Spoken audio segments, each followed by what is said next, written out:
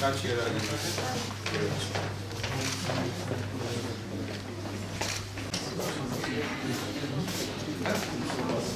Aleykümselam. Nasılsınız? Sen daha sermedin mi bir şey? He? Hayırlık versin. Sağ olun. Hayırlık versin. Onları sizin dininizi, kitabınızı, peygamberinizi alaya alan insanları sakın ha sakın. Daha büyük bir şey var mı? Bir insan inancı için yaşamalıdır. Ağzı mübarek olsun.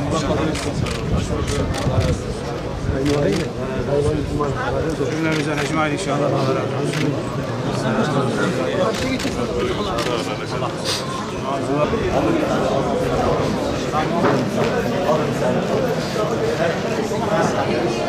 Sert alın.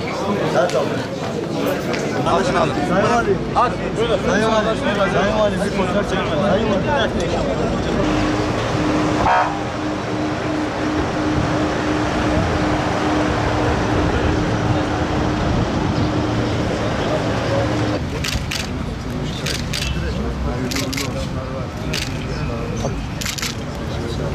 Gel sağıma gel.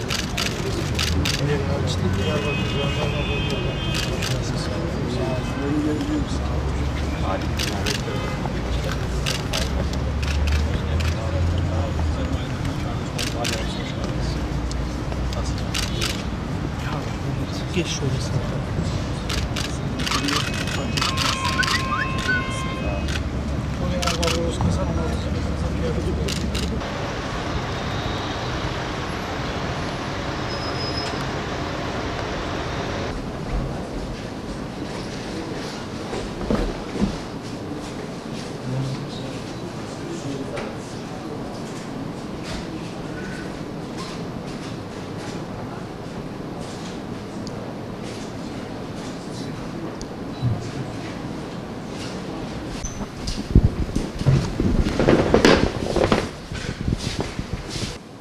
Bu onurlu ve sorumlu görevde Rabbimden milletimize hizmet noktasında bizlere yardım eylemesini, beklentilerimizi karşılayacak güç ve kuvveti bizlere ihsan etmesini niyaz ediyorum. Böylesi onurlu ve sorumlu bir görevi şahsımıza tevdi eden ve güvenen Sayın Cumhurbaşkanımıza da şükranlarımı arz ediyorum.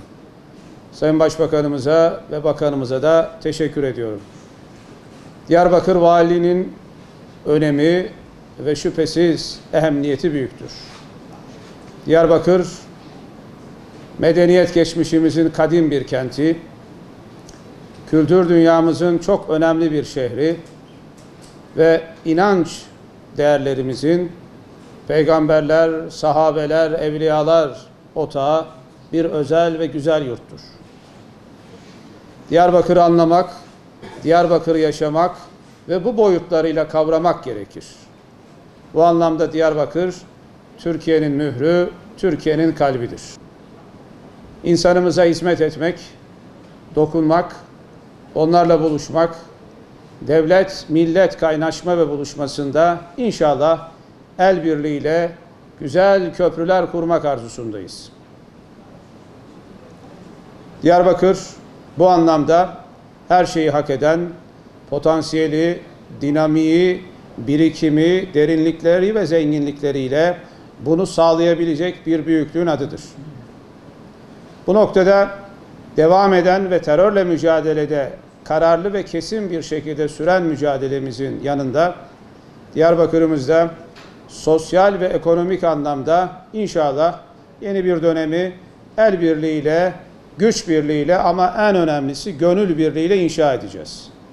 Diyarbakır'ın gelişme ve kalkınmasında, sosyal ve ekonomik anlamda daha büyük hedeflere ulaşmasında çok özel bir çalışma ve inşallah bir geleceği birlikte inşa edeceğiz. Her köşesine, her kişisine, her meselesine dokunarak, gönülden gönüle bu anlamda bir sıcak devlet-millet bağı kurarak beklentileri karşılamak, tüm kamu yönetiminin atanmış, seçilmiş tüm anlamdaki kadrolarıyla Diyarbakır insanımızın geleceğini bugünden daha güzel yapmak adına özel bir çalışmanın, çabanın ve heyecanın içinde olacağız. Özellikle ekonomik anlamda bildiğiniz gibi bir önceki görev yerim Kocaeli, Türkiye'nin geleceğe büyük yürüyüşüne ekonomik, sosyal anlamda çok büyük katkılar sunan, Türkiye'nin en yüksek oranda sanayileşen, organize sanayi bölgeleri perspektifinde temel stratejik bütün üretim sektörlerinde taşıyıcı olan bir büyük şehir.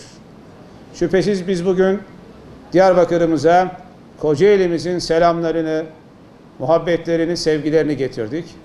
Ama aynı zamanda Kocaeli'ndeki organize sanayi bölgelerinden iş adamlarımıza kadar yakın bir gelecekte Diyarbakır'ın ve Diyarbakır merkezli bölgenin kalkınmasına dönük geliştirilebilecek modellemeler konusunda neler yapılabileceğimize dair çok açık bir iradeyi, çok açık bir işbirliği, güven, karşılıklı temin ve tesis noktasındaki iradeyi getirdik.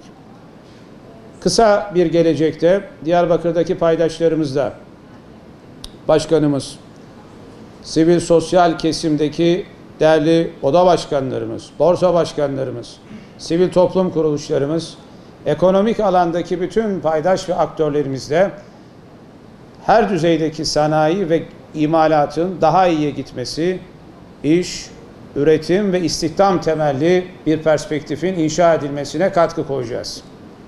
Bu noktada Sayın Cumhurbaşkanımızın özel ilgisi ve desteği şüphesiz hem var hem de açıktır.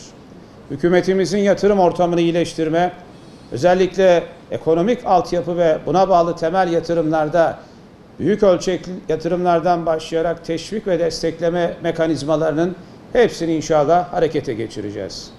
Bu çabamız ve bu gayretimiz hep birlikte güven ve güç ama en önemlisi gönül birliği üzerinde inşa edilecek. Ben hizmet etmekten bu an itibariyle büyük bir onur ve sorumluluk duydum. Diyarbakırlı hemşehrilerime sevgi, saygı ve muhabbetlerimi sunuyorum.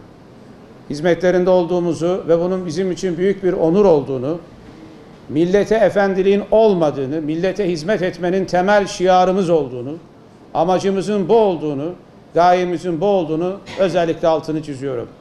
Allah mahcup etmesin. Bu uğurda inandığımız ve amaçladığımız doğrultuda hizmet etmeyi nasip eylesin.